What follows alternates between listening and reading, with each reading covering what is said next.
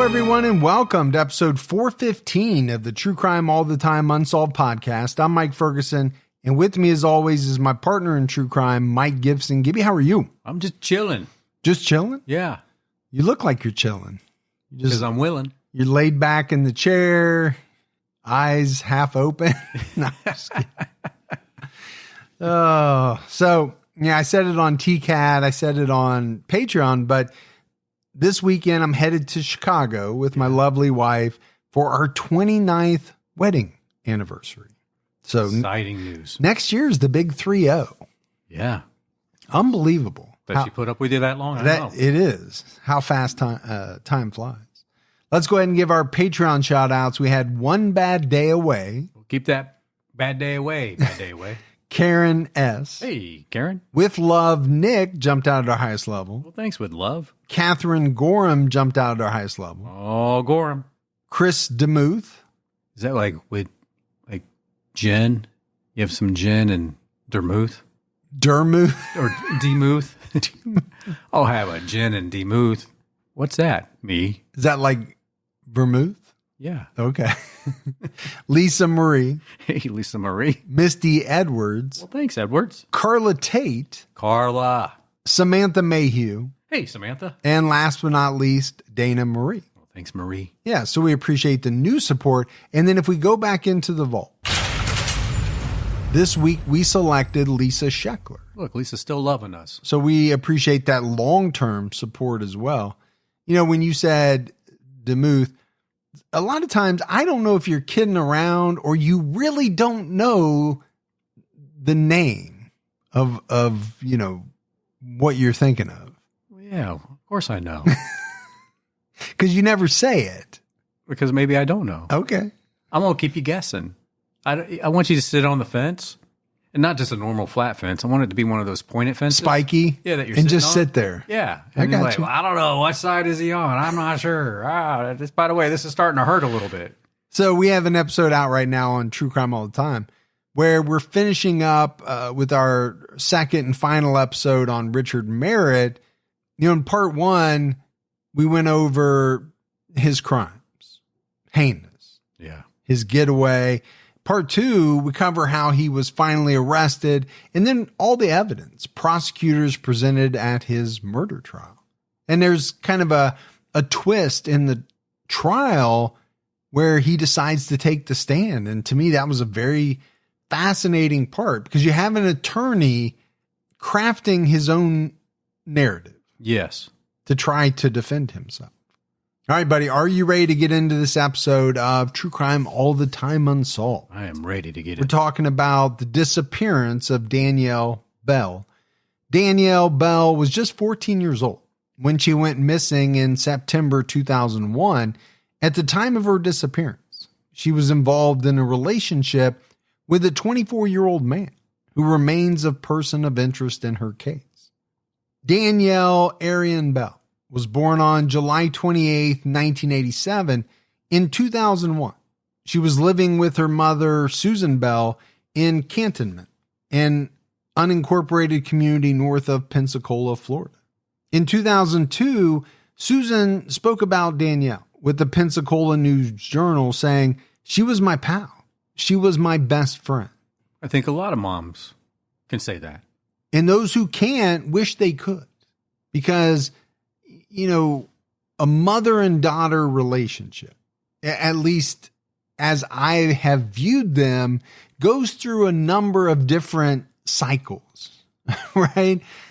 You know, sometimes at points in their lives, daughters love their mothers. They're like their favorite people in the world. And then for a while, they don't really want anything to do with you. Right. Sometimes. And then it's like they come back full circle to, you know, really loving and appreciating their moms. At least that's what I've kind of seen with my two girls. Yeah. I mean, of course, you always have to be the parent first. Yes. But yeah, you want to be friends with your kid and you want to be able to do things with them. Yeah, and you want them to confide in you. Yeah. And, you know, look at you as a person they can come to with anything. Danielle's sister Bonnie told News Nation that her sister was outgoing She was a cheerleader and had many friends at her school. According to the Charlie Project, Danielle's loved ones later told investigators that some of her friends may have had a negative influence on her behavior. Well, I had some friends that probably had a negative influence on me growing up. I think we probably all did. There are some things that I did when I was younger that I would not have done without the peer pressure from this friend or that friend. Yeah. Now, I might have done it later on, but I wouldn't have done it when I did it. Let's just say that. I see how you work that. I'm not going to, divulge what those things were, but, there are good friends, people who you consider to be close friends, who might be doing some things they shouldn't be doing, which can in turn have a negative influence on you. Sure can. Danielle's best friend also spoke to News Nation, but she asked not to be identified for her own safety. She told News Nation that she and Danielle were inseparable until Danielle started dating 24-year-old Alfredo Gomez Sanchez Jr. Danielle's friend recalled, honestly, at 13 even, I didn't want to be around him. I could tell like it was just off. He was older than us. He just kind of gave me the heebie-jeebies. Giving me the heebie-jeebies. Yeah. And people don't use that word or that term phrase anymore. I know. As much as they used to. But I think we should bring it back. I think so too. I mean, this is a heebie-jeebies kind of a situation, right? Well, it is when you think about a 24-year-old full-grown man dating a 14-year-old. Look, I have a daughter. You've got 2 daughters. I'm telling you, there's no way I would ever be okay with my 14-year-old daughter dating a 24-year-old man. No way. No, absolutely not. I don't think my shotgun would ever be clean enough. I just think it would constantly be out in the living room and I'd be cleaning it. Yeah. If this guy ever came over, just kind of maybe want you to see what type of arsenal I'm working with here. I suppose you'd wait for him to come over. Well, I don't want to leave my house. I might open myself up to, prosecution. Well, that's true. About 2 weeks before she disappeared, Danielle told her best friend she was pregnant. The friend said she was crying, and she was just telling me that she thinks she's pregnant with Alfredo's baby, and she doesn't know what she's going to do. According to Bonnie, Danielle also talked to their mother about the pregnancy.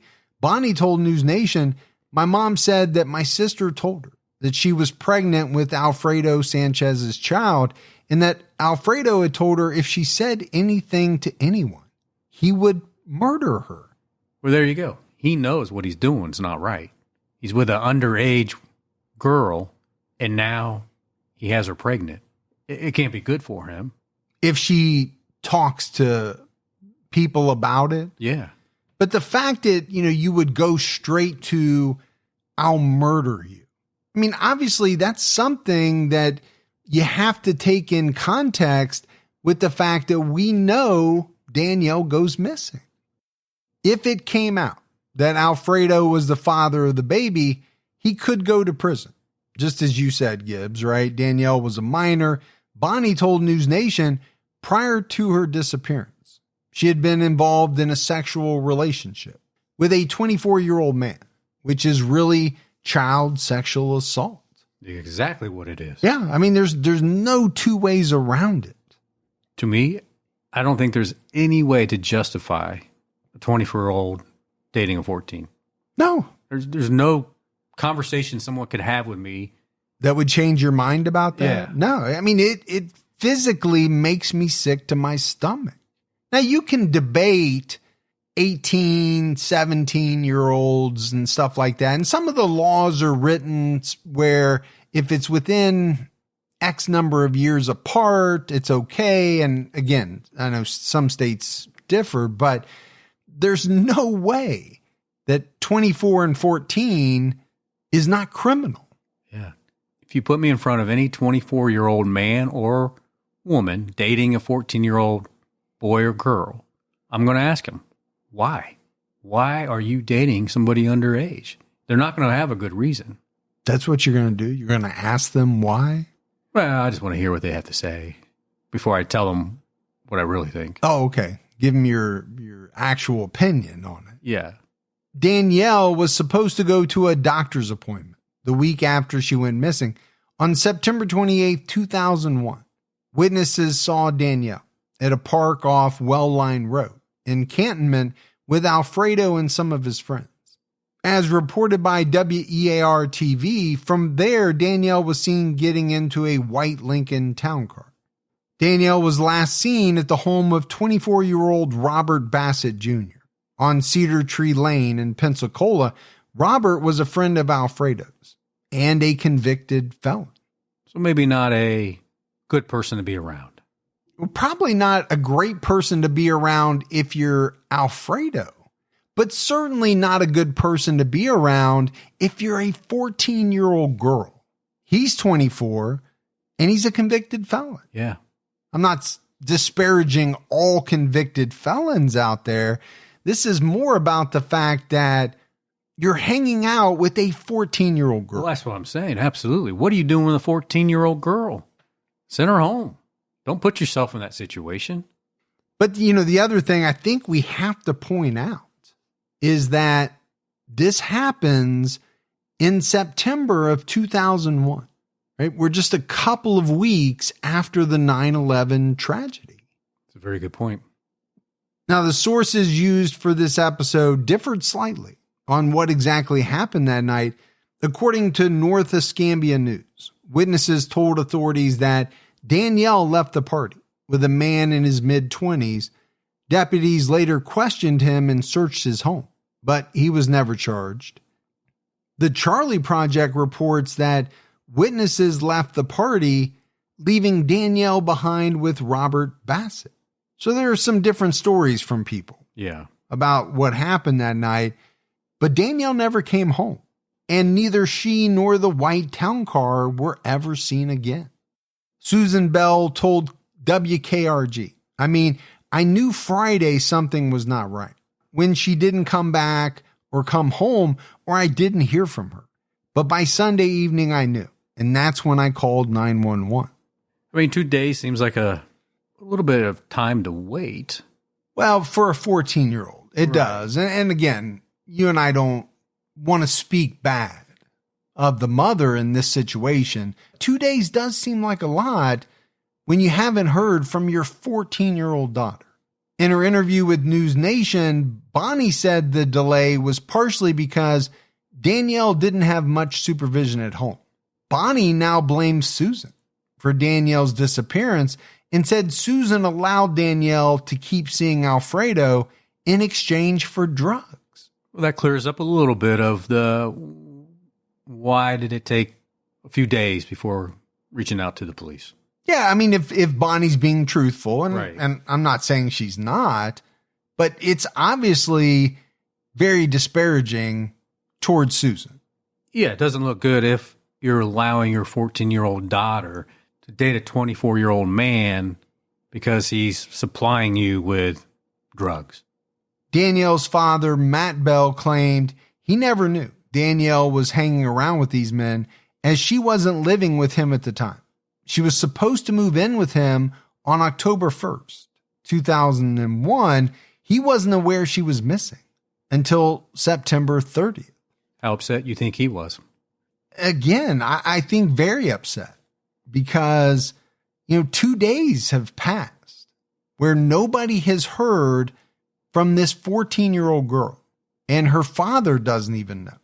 Matt told WEAR TV that Susan called him and said, "Hey, Danielle never came home Friday, so you think I ought to call the law?" Matt responded by saying, "Are you kidding me? You called me on Sunday to let me know my daughter didn't come home for 2 days? Yes, you called the law." Yeah, I think a lot of people are shaking their heads right now saying exactly the same thing. Yeah. Yes, call the freaking law. Well, you and I, we broached the subject, but we didn't want to, again, disparage the mother. But, when you hear other people saying it, it kind of just reinforces it. Yeah. Once the temps start rising, I realized I was back in the same worn out rotation. Same tank, same shorts, same everything. So I gave my daily uniform an upgrade with Quince. Their pieces are easy, elevated, and somehow make me feel more put together without even trying. Like their 100% European linen shorts, dresses from $30, luxe swimwear, Italian leather platform sandals, and so much more. And the best part is everything with Quince is priced 50 to 80% less than what you'd find at similar brands. By working with top artisans and cutting out the middlemen, Quince gives you luxury without the markup. And Quince only works with factories that use safe, ethical, and responsible manufacturing practices and premium fabrics and finishes. I've been buying a lot of stuff from Quince, a lot of shorts, a lot of lightweight joggers. They are all so very comfortable. And the feel of each piece is what you'd expect from something that costs way more. Treat your closet to a little summer glow up with Quince. Go to quince.com/truecrime for free shipping on your order and 365-day returns. That's QUINCE.com/truecrime to get free shipping and 365-day returns. Quince.com/truecrime. Folks, when we started the podcast, it seems like we had to figure out everything on our own. What equipment to use, schedules, logos, music, and that includes merchandise. Finding the right tool that not only helps you out, but simplifies everything can be such a game changer. For millions of businesses, that tool is Shopify. Shopify is the commerce platform behind millions of businesses around the world and 10% of all e-commerce in the US, from household names like Mattel and Gymshark to brands just getting started. Get the word out like you have a marketing team behind you. Easily create email and social media campaigns wherever your customers are scrolling or strolling. And best yet, Shopify is your commerce expert with world-class expertise in everything from managing inventory to international shipping to processing returns and beyond. If you're ready to sell, you're ready for Shopify. Turn your big business idea into with Shopify on your side. Sign up for your $1 per month trial and start selling today at shopify.com/TCAT. Go to shopify.com/TCATT. Shopify.com/TCAT. According to News Nation, in her initial interview with the police, Susan did not give Alfredo's name. Instead, she gave the name of Alfredo's younger brother, who told the police Danielle talked about running away because of the problems she had with her mother. So why would you do that? Is it because you're embarrassed that you're letting your daughter date an older guy, or is it because of the drugs, which could potentially bring criminal charges? Yeah, that's true. I don't know. But what this did was it caused the police to treat Danielle as a runaway. In a February 2002 interview with the Pensacola News-Journal, Susan said that every few days she drove around looking for Danielle after work and posted over 1,500 flyers in their old neighborhood in Cantonment. She claimed that investigators told her they had to wait for something else to come up, but Susan said, "I'm always thinking of something else I can do. She's all I think about. Is she dead? Is she alive? Is she hurt? Is she just lying out there somewhere? Has somebody hurt her? You just don't know. It's a living nightmare." Yeah, and I'm sure for Susan, she's second guessing everything she ever did that led up to the disappearance. I think I would if I was in her position. Well, I think everybody does. Yeah. Whether you really did something you shouldn't have done or not. What's sticking with me here is that she misled the police. Sure. Which caused them to not treat Danielle's disappearance properly. Which hurts the investigation. Absolutely. WEAR TV reports that Robert Bassett was arrested in January 2002 for stalking and threatening a man investigators questioned about Danielle's disappearance. This man told officers that Robert saw Danielle on September 30th, 2001, and gave Robert's contact information to law enforcement. Robert stalked him for several days afterwards. Sounds like Robert didn't want the police to know that Nope. he might have had contact. Yeah, well, he sure wasn't happy about this guy talking to police, giving him his information, telling him that he was with her. A year after Danielle went missing, her loved ones held a candlelight vigil for her. Susan spoke to the Pensacola News-Journal and said she was told it was possible Danielle was a victim of foul play. In 2004, Susan told the News-Journal, "I want my daughter's body found. I want to bring her home. It's the closure I need." And I think, Gibbs, when after a person has been missing for a year, I mean, foul play has to be a part of the equation. Sure. You have to look at that.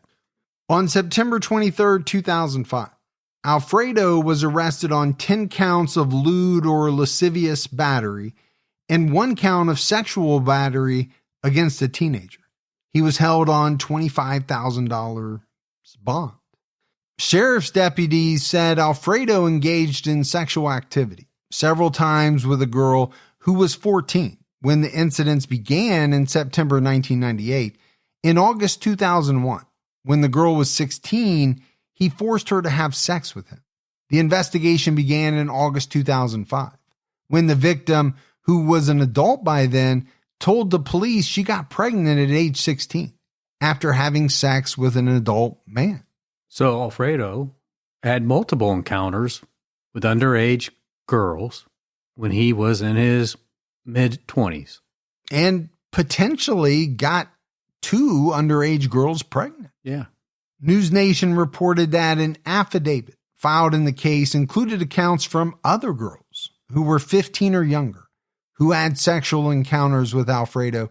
The affidavit also contained a witness statement from a girl who said that a month before she disappeared, Danielle told witnesses she was gang raped by Alfredo and his friends after she was heavily drugged. So Alfredo's a sick individual. And if that's true, obviously the rest of his group are sick individuals. Well, I don't think there's any doubt that it seems he had a penchant for, young girls, 14 years old, 15 years old, at the time when he was in his 20s to mid-20s. Yeah. And this statement, if true, is just absolutely appalling. Bonnie told News Nation, "I believe that they saw a young girl who was fun, willing to do what they wanted, and a mother that didn't care. And they were able to use her in whatever way they thought they could and then get rid of her like a piece of trash." So, Gibbs, one of the things that's jumping out at me is Bonnie's opinion of her mother. Yeah. I mean, it's obvious that she blames her mother. We even heard it in one of her statements. There was no supervision. And it seemed, according to Bonnie, that Susan was okay with the relationship because of the drugs that she was being supplied by Alfredo. Now, this is all according to Bonnie. And the question is, did Susan know what Alfredo was doing with and to her daughter? And I'm hoping that she didn't. Maybe she just had some blinders on, because I can't see a parent being okay with that. Well, most wouldn't be. That's for sure. In November 2005, Alfredo was charged with 2 counts of lewd, lascivious, or indecent assault, or act upon or in the presence of a child, in regards to his relationship with Danielle. His separate charge of unlawful sexual activity with a minor was still pending. Alfredo posted his bond on that charge, but was unable to make the $250,000 bond on the charges involving Danielle. Susan Bell said she believed Alfredo had something to do with Danielle's disappearance and presumed death. Susan spoke at a hearing on February 14, 2006, and asked the judge not to reduce Alfredo's bond, saying, "I believe if his bond is lowered, he may do something with the remains of my daughter." That does sound like Susan has come around, at least in my thought process. Well, I think she's come around to believing that Alfredo had something to do with Danielle's disappearance and possibly even her death. Now, whether she, has come around to the fact that her actions potentially led to this happening, that part I don't know. If what Bonnie has said is true, Susan has to shoulder some responsibility. Sure, yeah. And if her concern is that if he gets out, he might do something with her remains, I don't know if he would do something like that, because if he wanted to do it, I think he's probably connected well enough with some of his gang to get somebody to do it while he's in prison. Or he could have done it in the 4 years prior. Well, that's true. Susan described Alfredo as a flight risk. The Pensacola News-Journal quoted her as saying, Mr. Sanchez knew there was a warrant out there for him, and he ran for over a week. I don't see the need for Mr. Sanchez to be out there. I believe if he is, he will run. The assistant state attorney noted that Alfredo admitted to having sex with Danielle when she was 14. The ADA also presented a list of Alfredo's prior convictions dating back to 1993. Many of those convictions were probation violations. And I'm sure, those were pointed out as reasons not to reduce the bond. Look, here's his track record of violating probation. What's he going to do if he's out on bond? Exactly. There's the history of it. Alfredo's defense attorney pointed out that the bond was inordinately high and that Alfredo was not charged with Danielle's presumed death. Well, they're going to put a good foot forward trying to get it reduced for sure. His attorney asked the judge to reduce the bond so Alfredo could get cataract surgery. Alfredo testified that his eye drops were withheld for over a month after he arrived at the county jail, and without surgery, he could go blind. Am I supposed to feel bad for him? I was just thinking, I don't know how many people listening to this are going to feel the slightest bit bad for this man. Yeah. This is a guy who admitted having sex multiple times with different girls around the age of 14 years old. Yeah. It's not okay. These are not the type of people that, a lot of folks feel sorry for. Months later, on October 4th, 2006, Alfredo pleaded no contest to sex crimes and tampering with a victim or witness in court. On November 29th, Alfredo was sentenced to 45 years in prison on 3 charges: unlawful sexual activity with a minor, lewd or lascivious sexual battery on a minor, and 1 count of lewd or lascivious molestation on a minor. Pretty hefty charges. Hefty charges, but also a hefty sentence, 45 years. Yeah, I like it, though. I love it. But think about the cases that we have done from the past, and really not that long ago. Those types of charges, I don't know, people got 6 months or a year or something like that. Yeah, certainly not 45 years. No, we never see that in cases that go back 30, 40 years. In February 2007, a team of volunteers from 5 states, along with specially trained dogs, searched almost 30 acres of dense brush west of Softly Field near 11 Mile Creek in West Pensacola, but nothing was found. The Pensacola News-Journal did not provide further explanation for why the search party focused on this area. And this comes up quite a bit in these Unsolved episodes. Obviously, there had to have been some type of tip, right, that led, the search party to this area. But, sometimes that is not disclosed. I mean, I think it had to be a pretty reliable tip too, right? To get all those folks out there. Yeah, well, it was very specific, sounds like.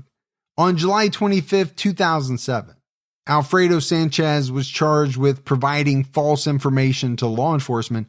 Authorities accused him of lying about his whereabouts when Danielle went missing. Alfredo claimed the last time he saw Danielle was 2 or 3 weeks before she disappeared.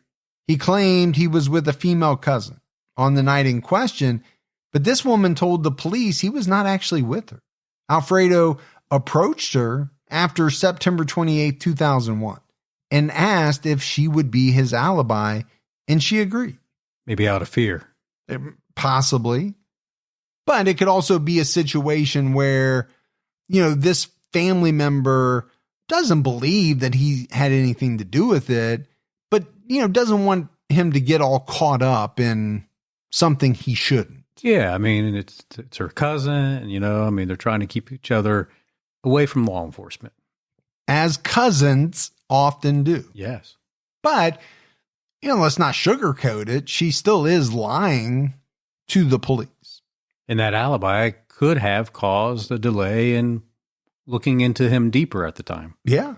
Yeah, it absolutely could have. The News Journal also reported that in 2005, a witness told investigators that Alfredo and two other men were with Danielle at Alfredo's cousin's home around the time she went missing. So, there have been a couple of witnesses at least, Gibbs, that puts Alfredo with Danielle and possibly with some other friends or relatives around the time she went missing. So to say that, he hadn't seen her in 2 or 3 weeks, a lot of people are disputing that fact. Yeah, it's just a straight out lie, it sounds like. Alfredo appealed his convictions, but his appeal was denied on April 20th, 2010. The court noted that Alfredo entered into a sentence recommendation agreement and recognized the maximum sentence was 15 years for each count before he was sentenced. Alfredo asked to withdraw his plea, but the motion was denied. And it sounds to me like at a certain point he realized, oh, I might have messed up here. Yeah, this is not just 15 years. This is 15 years times X. 3. Yeah. Leading to 45. And it sounds like he got the maximum, which you and I both agree with. In October 2010, the Escambia County Sheriff's Office Cold Case Unit served a search warrant at Robert Bassett's home, where Danielle was last seen. They pumped out a septic tank behind the residence and search dogs were brought in. The police would not say what led to the search and later announced they didn't find anything. But we're talking 9 years after she disappeared. It's a long time. And, this is back to your point. Did some people maybe inadvertently, giving them the benefit of the doubt, cause delays, right? A cousin gave an alibi. Well, if she didn't do that, do they look at him closer? Do they dig into Robert Bassett sooner? Right. Do they do the search of the septic tank sooner?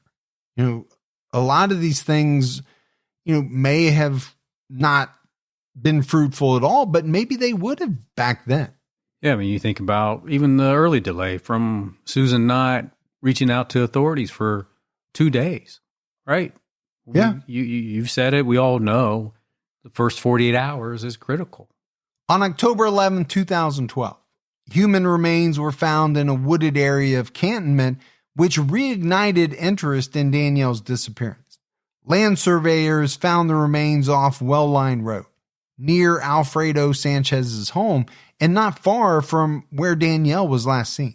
However, these remains were determined not to be Danielle's.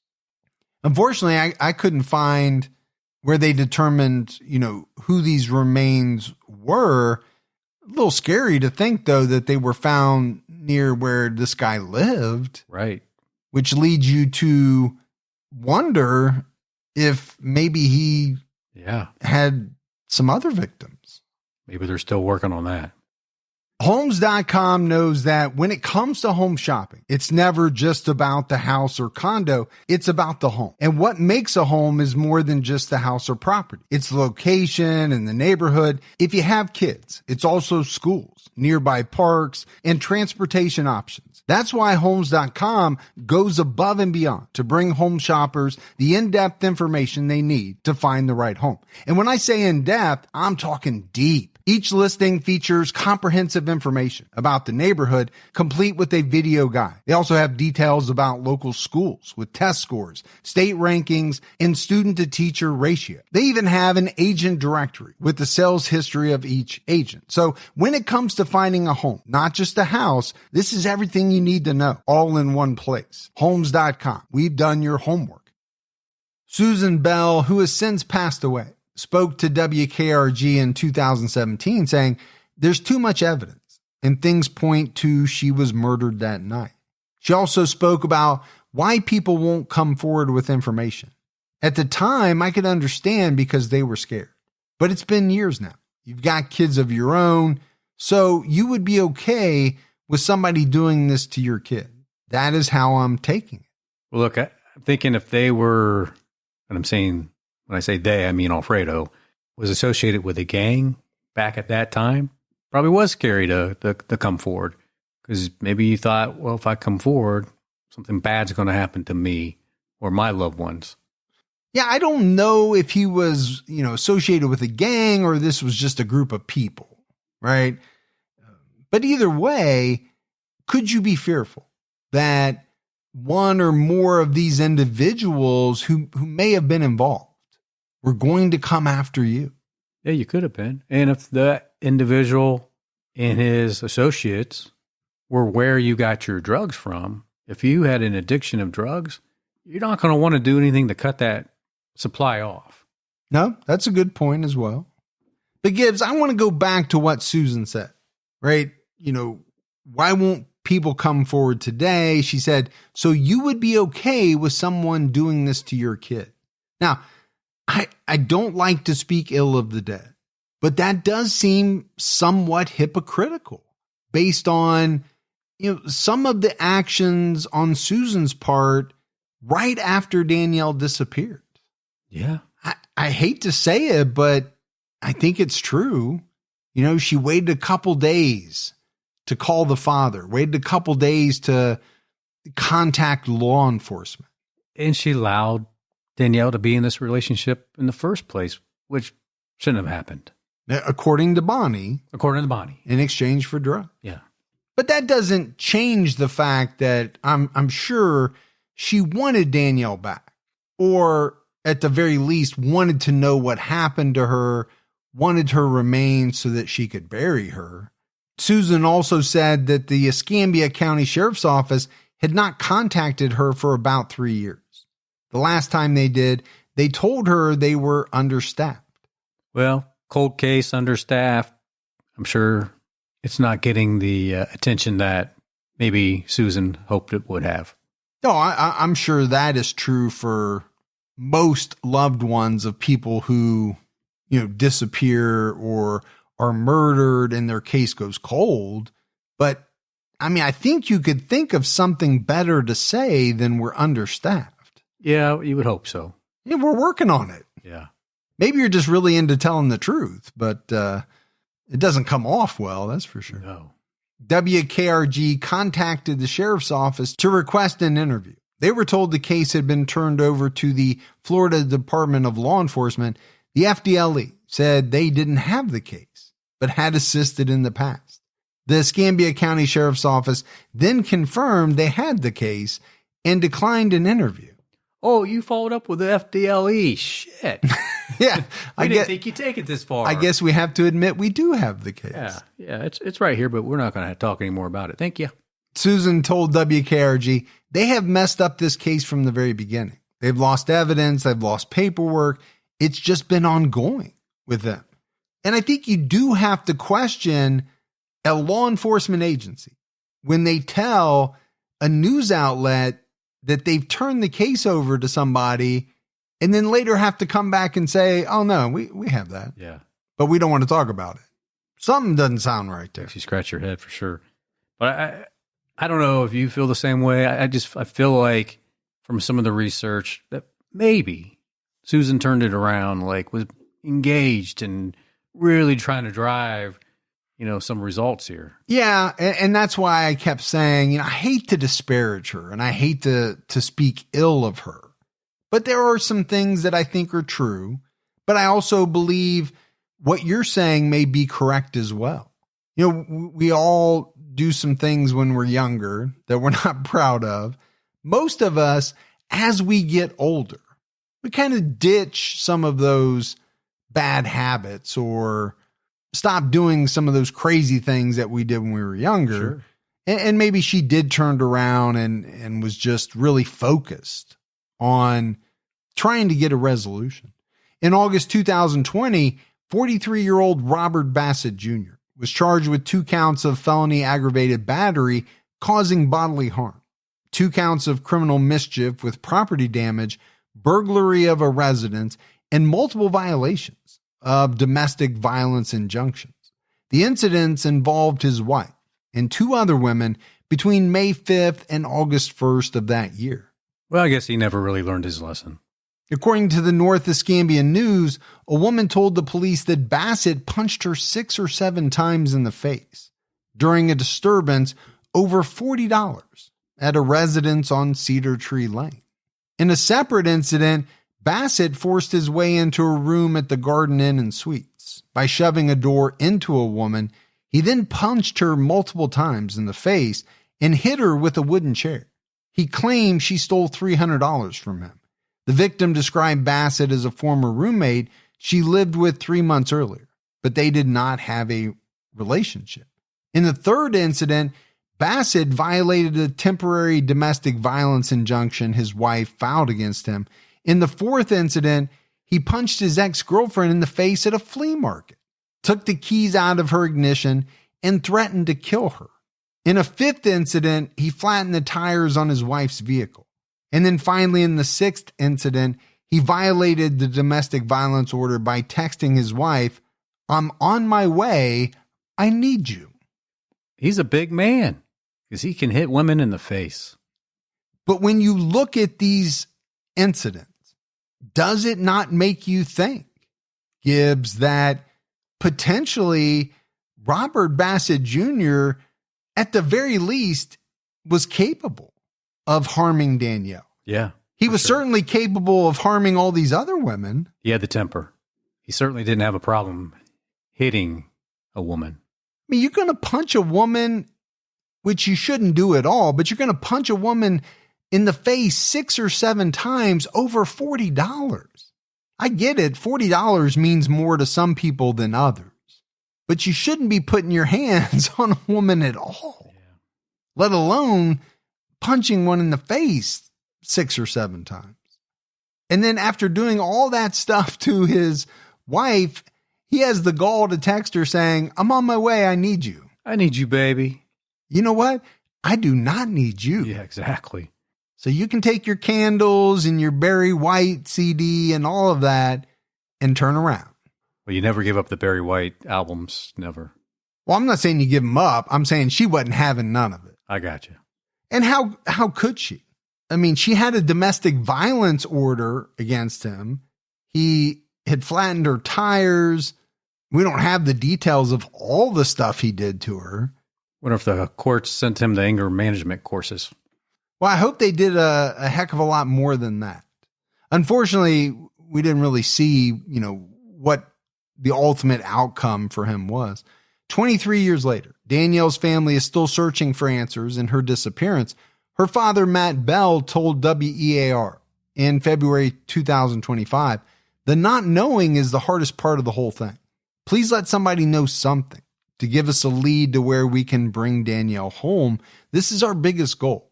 And we hear that so many times from families of people who are missing. The not knowing is the hardest part. Yeah, and I think he's right. He knows somebody knows something. Like somebody has to know what happened. Just bring it forward. Yeah, I'm sure they do.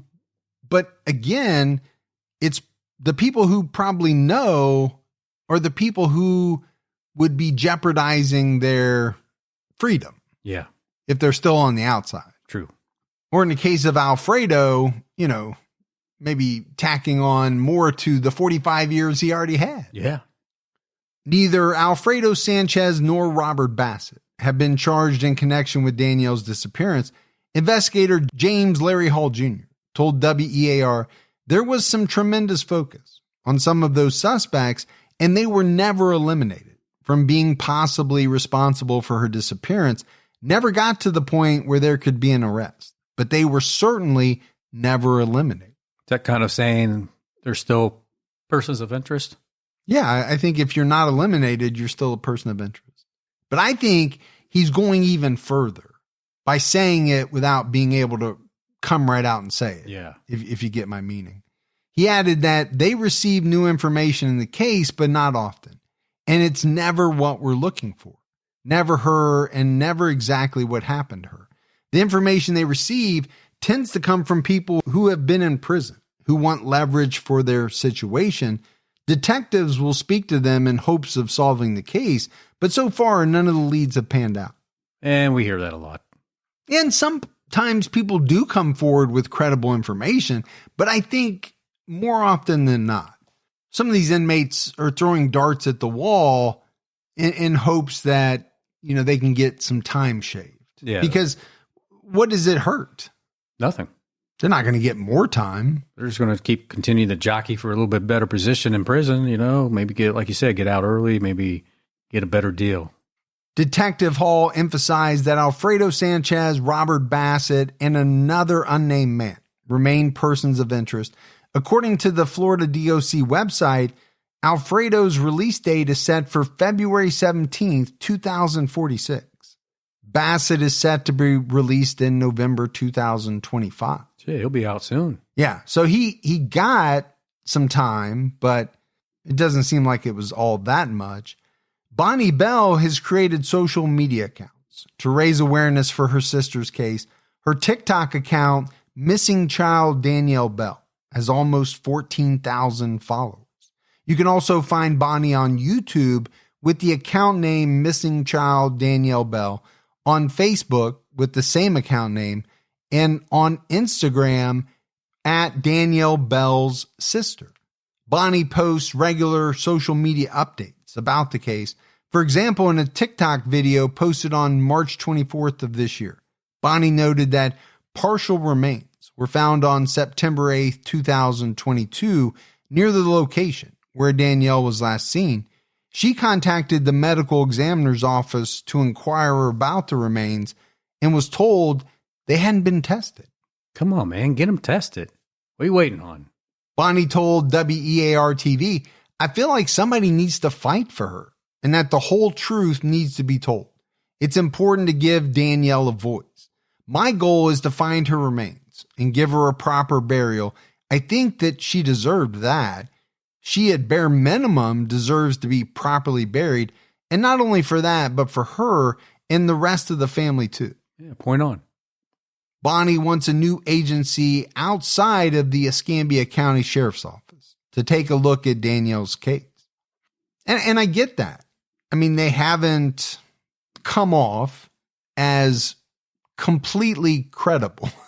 Well, given some of the things that we talked about. Yeah, there were some slip-ups. Now, that could have been confusion on one person's part in saying that, but could have been.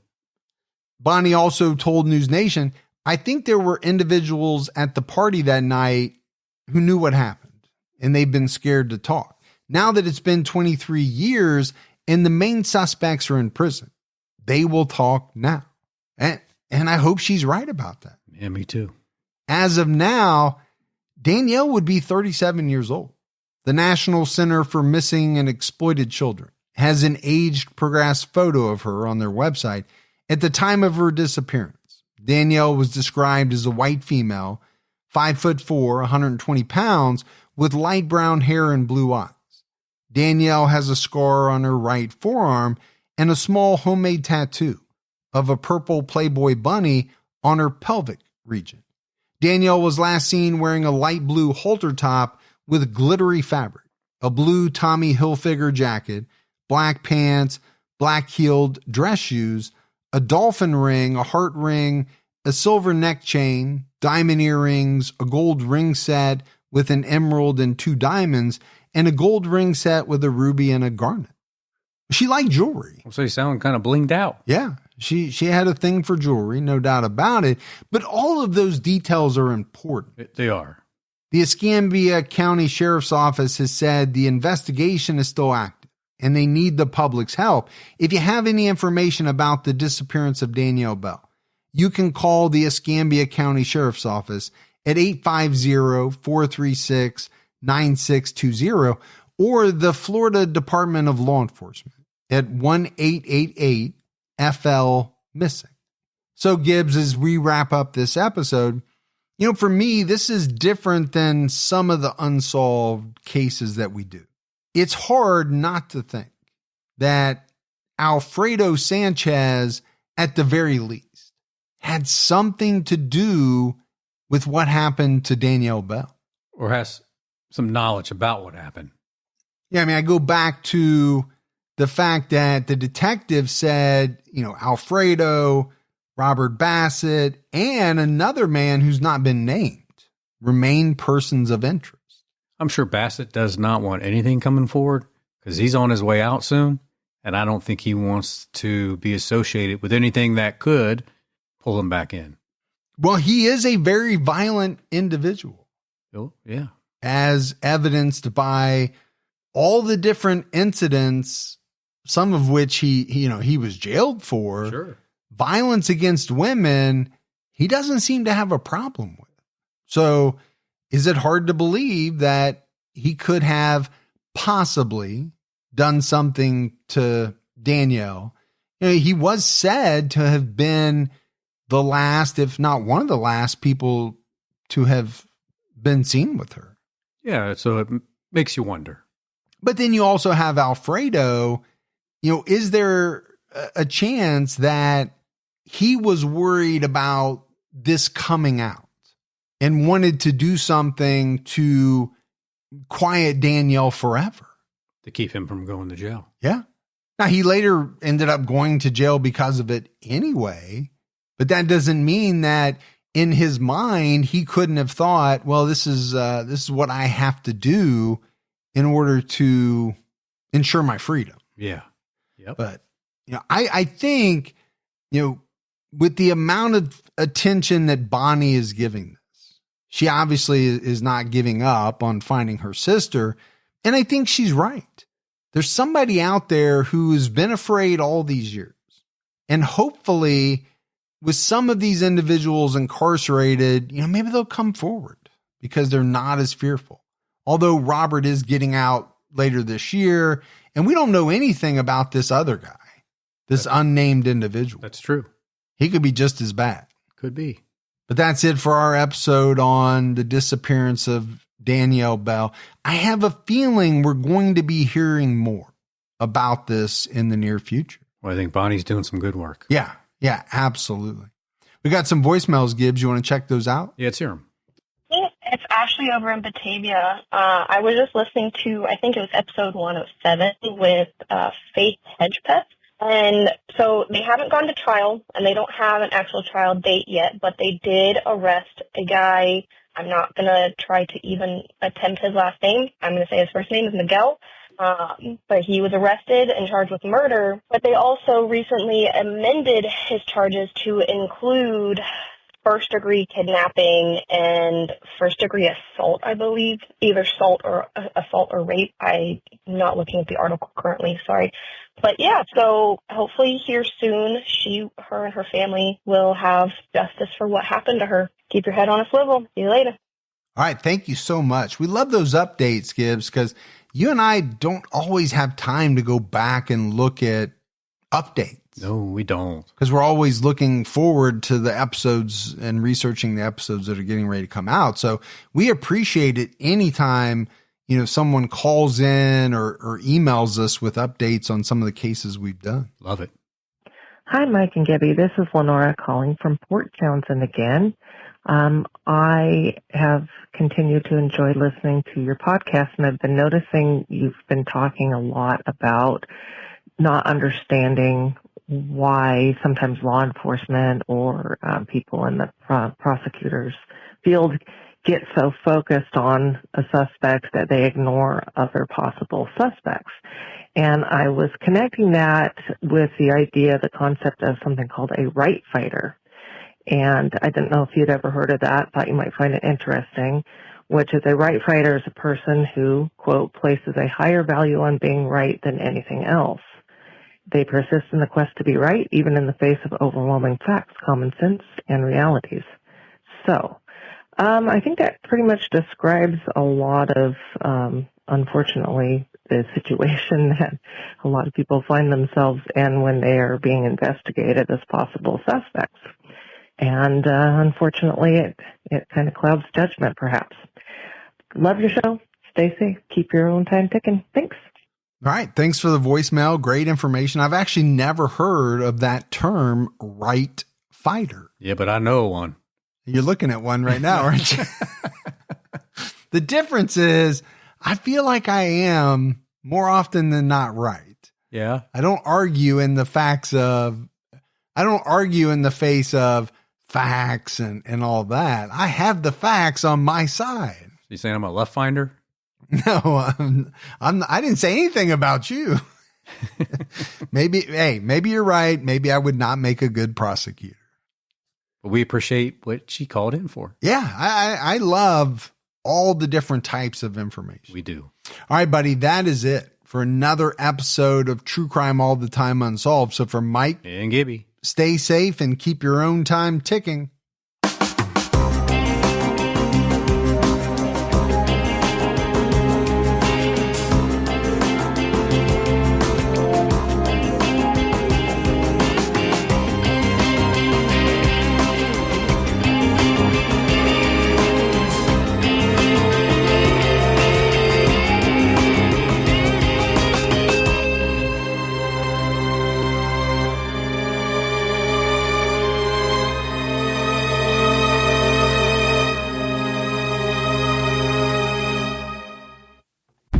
Are you looking for your next case?